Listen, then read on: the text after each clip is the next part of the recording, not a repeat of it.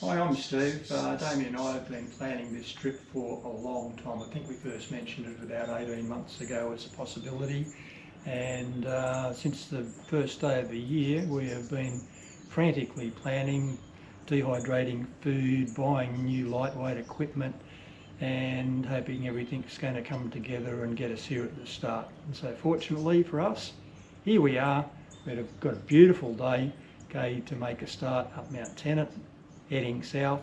Okay, we have allocated 60 days to do this because we want to have the ability to savour the environment along the way and do a whole bunch of side trips as well, if we have the energy to do it. Okay, time will tell. We did talk to the ranger at the office here, and it was quite interesting. I had the previous impression that there might have been 100, 200 people complete this track per year, but she was quite clear that the records and record keeping indicate that there's only between 30 and 40 people per year complete the whole track, okay, at least from south to north. We're all geared up and we better get going fairly soon. Enough talking about it. Here we go, the first of those estimated 750,000 steps. When are you going to get your coffee done? No, I'm trying to stay away from it more and more. I had decaf there yesterday. I guess we just follow these signs and we'll get there in the end. Is that easy? That easy.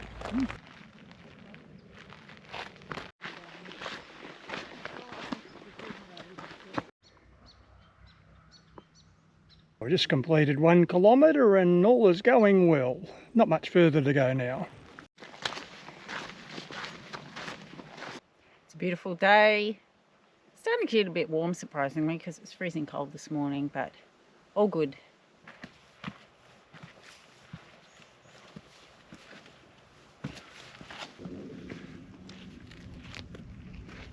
Met our first through hiker. Gave us a lot of good info, particularly on the water situation, which is the most concerning, and made it seem all so easy. If only we have it as good. Tiny little trickle of a water stream. That's the only one we come across.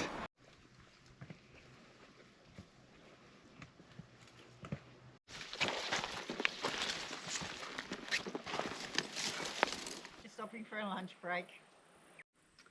We're 5k's into the walk up, and we've come to the junction of Mount Tennent, the little side trip up to get the views.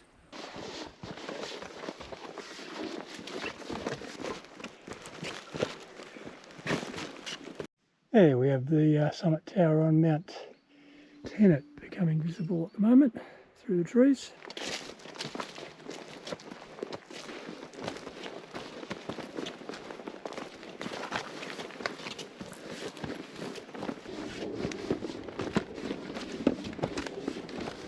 We're now standing on the top of Mount Tennent, okay, and over this way we have a high flat dome is Bimbri Peak, and to the left Mount Murray, Booroomba Rocks over here. We might see if we get up top of those and have a look in the valley the other side tomorrow.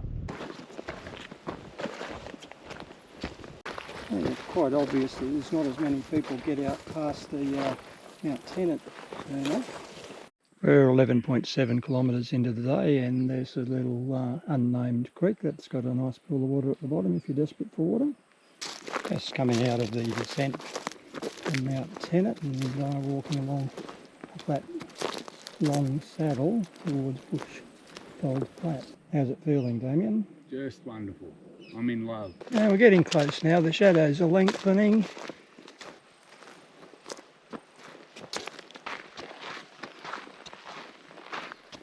We have arrived at Bushfold Flats and just in the process of setting up camp.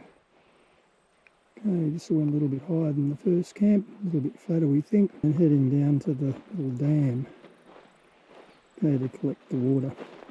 Doesn't look like brilliant water, but we shall filter around UV treat that.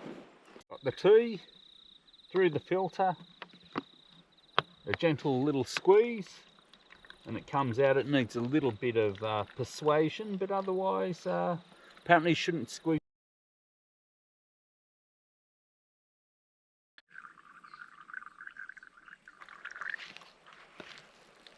One thing important about this camp to understand is the dam down there is the only water source nearby, and you definitely want a filter or something to some water treatment. It's pretty murky down there. Just passing Deadman's Hill on the left. This small creek flows down from Booroomba Rocks, and it's crossed about a kilometre before you get to the car park. We are 4.6 kilometres from this morning's camp, and we are about to start a side trip up to Booroomba Rock, negotiating the track up to the top of Booroomba Rocks.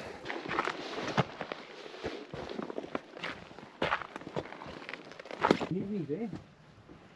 Hello. We're just making our way up to the southern summit of Booroomba Rock. A view from the top of Booroomba Rocks, southern end.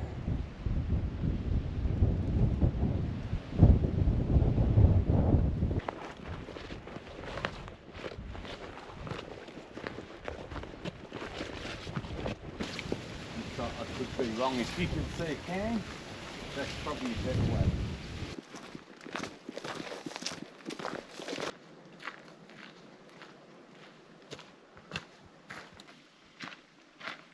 This won't look odd or posed with two different walking points.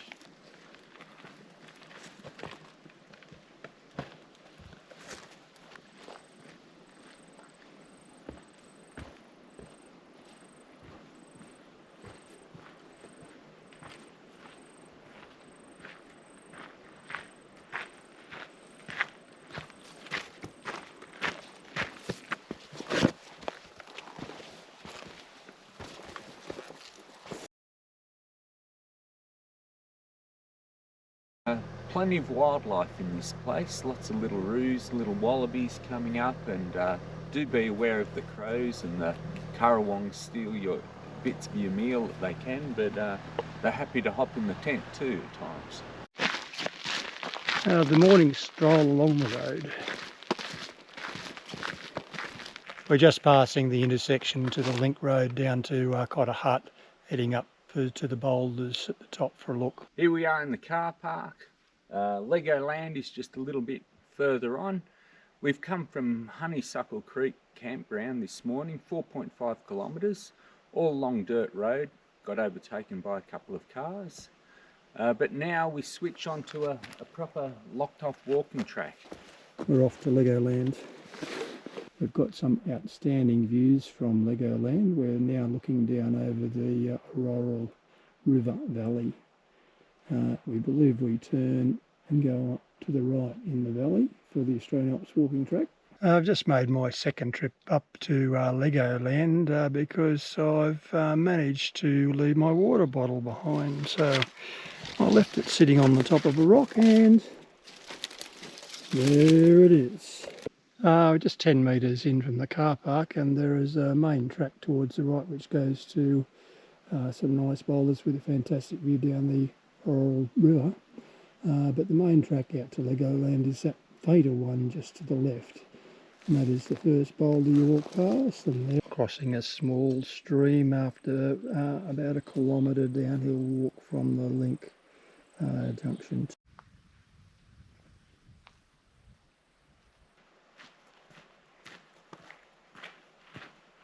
We're now down on the Orroral River. Good flow, nice and clear. Just a couple of hundred metres past the Orroral River, we've got some fantastic little flat areas for an emergency campsite.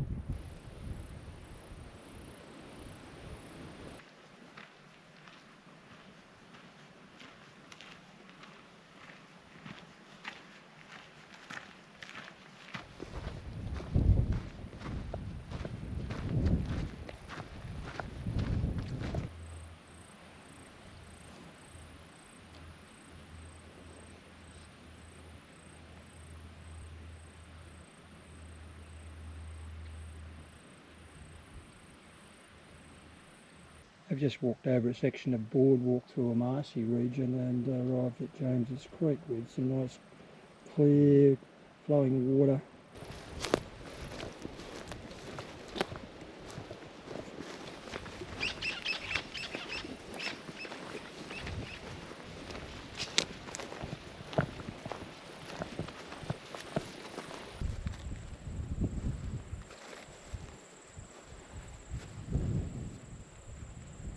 We've just finished the upper Orroral fire trail section of the walk, and we're now on the...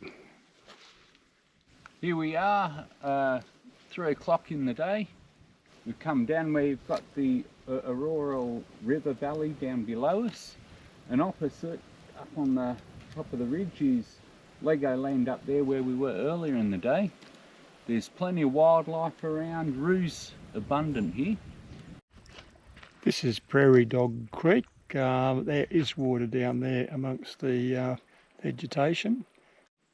Okay, this is Prairie Dog Creek I'm sitting in. About to fill up a water bottle with a tiny little trickle in there, but enough.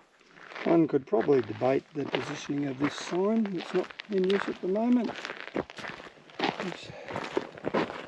It might be rather easy to miss the turn. Just off the road, onto the trail. Last night, the advertised rough campsites turned out for us to be on the track.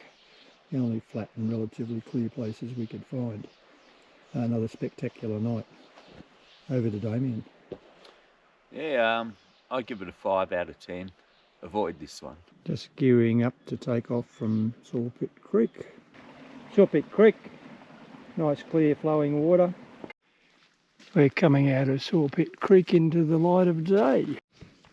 I've got a gap just behind me. We're quite glad we came up for an early start and got that 200 metre climb out of the way before the sun hit. There you go, your turn. If you forgot to get your water at Sawpit Creek, well, there's a nice little stream flowing just the other side of Cotter Gap.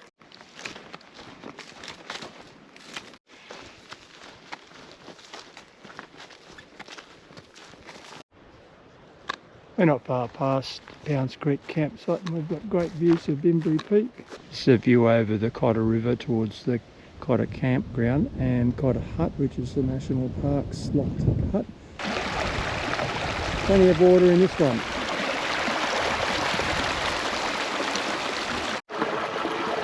This is Bimbri Creek.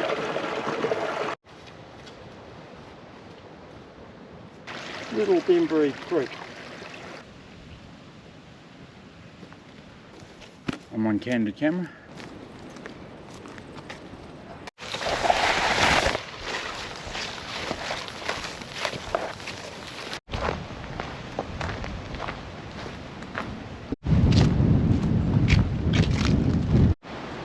Mount Murray coming into view, and Murray's got down to the right.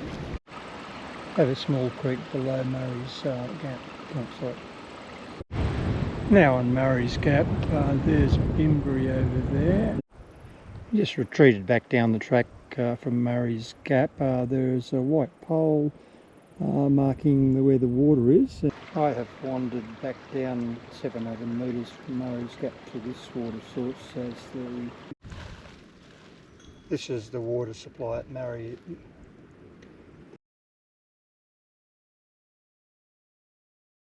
Good morning. Daylight saving has just gone and we're just about to try and get up to the top of Mount Bimbri. Making our way up Mount Bimbri in the early morning light.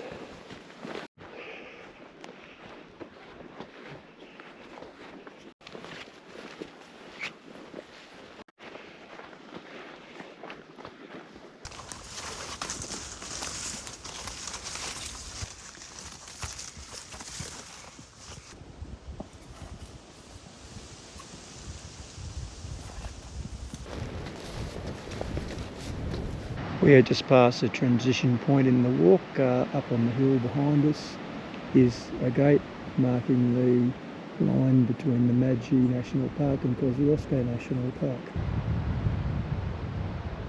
There's good water here. This is the first crossing of Duns Flat Creek.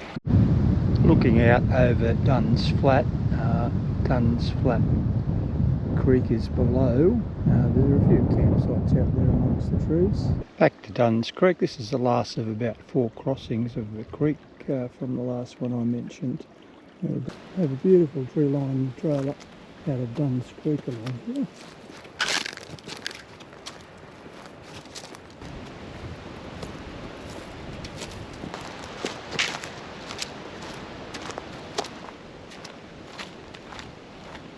Through the trees we have sight of Oldfields Hut, which Difference that weight makes.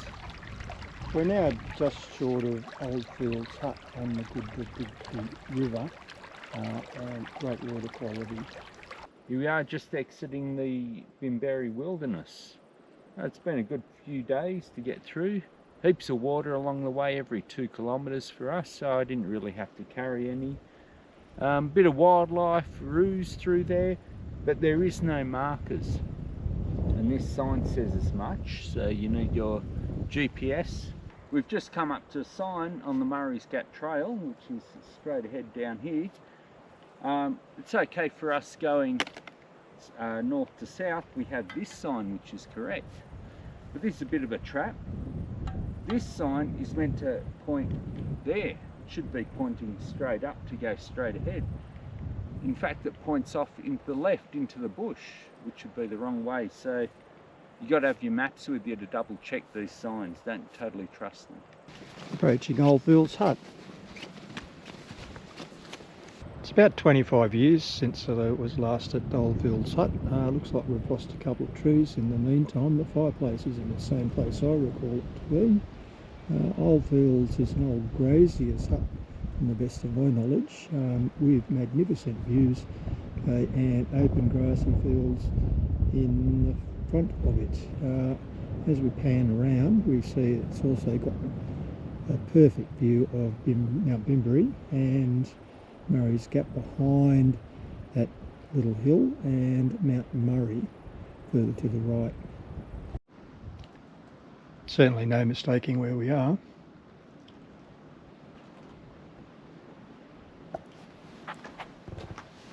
Go inside, find the right 3 rooms.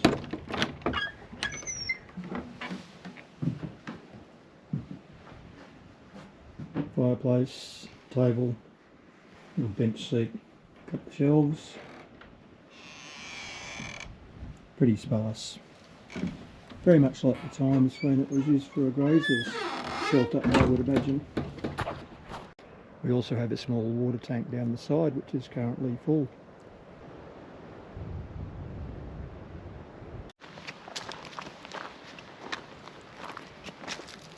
Okay, we've just taken a small shortcut off the main track to Pocket Saddle Road, and we're heading along Pocket Saddle Road to our first food drop.